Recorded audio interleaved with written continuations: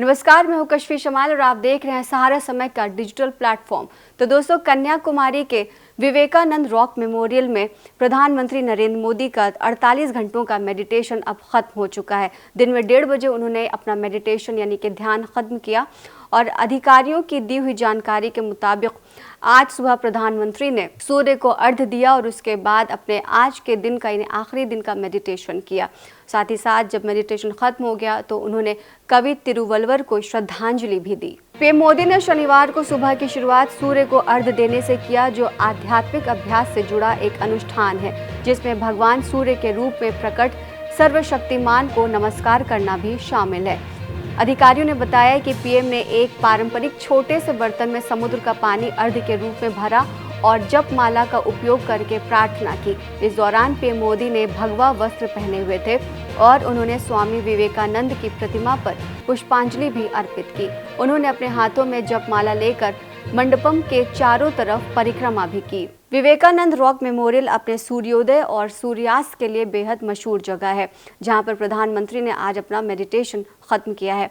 तमिलनाडु के कन्याकुमारी पहुंचने के बाद प्रधानमंत्री नरेंद्र मोदी ने उस मंदिर की पूजा अर्चना की जो कि देवी कन्याकुमारी को समर्पित है। इस मंदिर को भगवती अम्मन मंदिर के नाम से भी जाना जाता है। बता दें कि 131 साल पहले जब स्वामी विवेकानंद 1892 में कन्याकुमारी आए थे, तब उन्होंने भी समुद्र की शिला पर ध्यान लगाने से पहले इसी मंदिर में भक्ति पाठ किया था और आज प्रधानमंत्री मोदी ने भी अपना ध्यान इसी मंदिर में दर्शन के साथ शुरू किया। प्रधानमंत्री नरेंद्र मोदी का मेडिटेशन सुर्खियां बन चुकी है, वहीं विपक्ष उन पर बुरी तरह से हमलावर है। पीएम के मेडिटेशन पर विपक्ष हमलावर है। कांग्रेस ने आरोप लगाया कि प्रधानमंत्री मोदी कन्याकुमारी में अपनी 48 घंटे की ध्यान यात्रा पर हैं। चुनाव आयोग से ये सुनिश्चित करने का आग्रह किया गया कि मीडिया द्वारा इसे प्रसारित न किया जाए, क्योंकि ये मॉडल कोड ऑफ कंडक्ट का उल्लंघन है। कांग्रेस नेताओं रणदीप सुरजेवाला, अभिषेक सिंघवी और सैयद नसीर हुसैन के एक प्रतिनिधि मंडल ने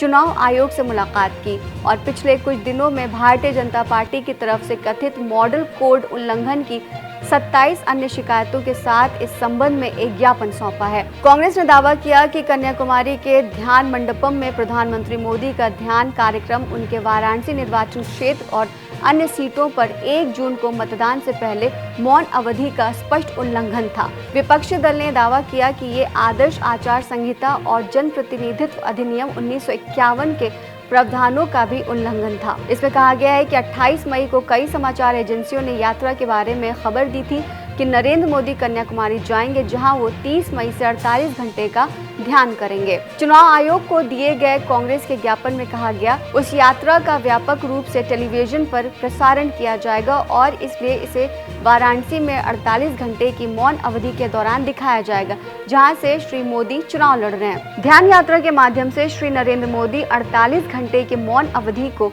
दरकिनार करने और अपने अभियान को बढ़ावा देने और प्रतिनिधित्व का उल्लंघन करते हुए अपने वोट शेयर को अधिकतम करने के प्रयास में चुने हुए स्थान के जातीय सांस्कृतिक महत्व का गलत तरीके से फायदा उठाने की कोशिश कर रहे हैं। कांग्रेस महासचिव जयराम रमेश ने एक ट्वीट करके कहा है कि उन्होंने इलेक्शन कमीशन से गुजारिश की कि इसका सीधा प्रसारण रोक दिया जाए। जयराम रमेश यही नहीं रुके, उन्होंने प्रधानमंत्री नरेंद्र मोदी को सर्वघोषित भगवान तक कह डाला। वहीं तमिलनाडु के कांग्रेस अध्यक्ष ने कहा कि प्रधानमंत्री नरेंद्र मोदी को वहां पर ध्यान की इजाजत नहीं देनी चाहिए थी, क्योंकि इससे चुनावी माहौल खराब हो सकता है। आपको बताते चले कि जब प्रधानमंत्री नरेंद्र मोदी के मेडिटेशन की खबर आई तो उसके बाद पुलिस ने विवेकानंद रॉक मेमोरियल में सुरक्षा का घेरा बनाया और वहीं एसपीजी भी एकदम अलर्ट मोड पर आ चुकी है। और आपको ये भी बताते चले कि उस जगह पर रोज़ तकरीबन 1000 से ज़्यादा टूरिस्ट आते हैं, लेकिन फिलहाल 30 मई और 1 जून की शाम तक के लिए टूरिस्ट की आवाजाही पर भी